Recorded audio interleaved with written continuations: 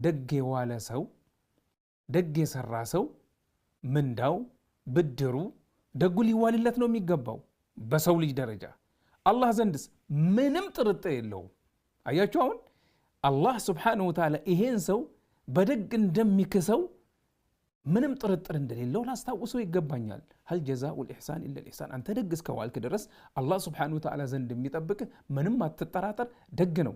ይሄ ደግ ነገር ደግሞ በዚች ዱንያ ሊሆን ይችላል፣ በአኺራም ሊሆን ይችላል።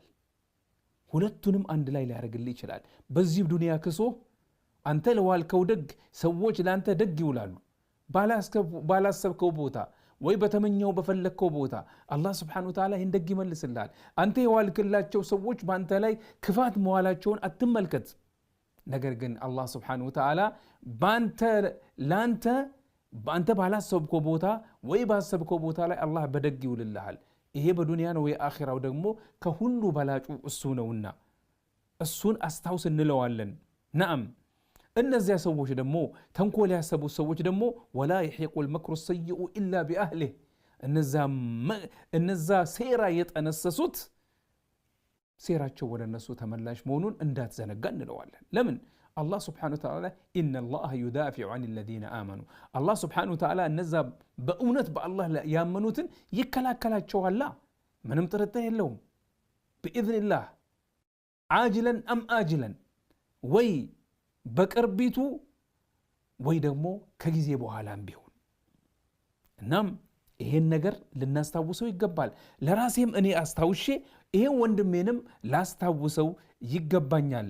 ነዓም ስለዚህ አንተ ወንድሜ፣ ስለዚህ አንቺ እህቴ ልብ ብለሽ ስሚኝ።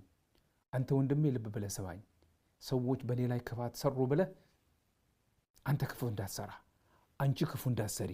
ለምን አላህ ስብሓነሁ ወተዓላ ምን አለን? ኢን አሕሰንቱም አሕሰንቱም ሊአንፉሲኩም ወኢን አሳእቱም ፈለሃ።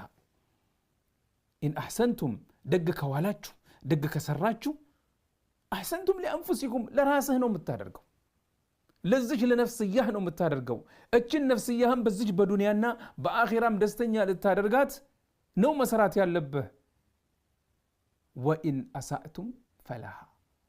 ክፉ የሰራህ ከሆነ ግን ክፉ የምታስብ ከሆነ ግን ደግን በክፋት የምትመልስ ከሆነ ግን እችን ነፍስያህ ልታስደስታት በሰዎች ላይ ክፋት ሰርተህ የምትደሰት ከመሰለህ ተሳስተሃል። በዚች ዱንያና በአኺራም ደስታ ታጣለህ። ተጠንቀቅ።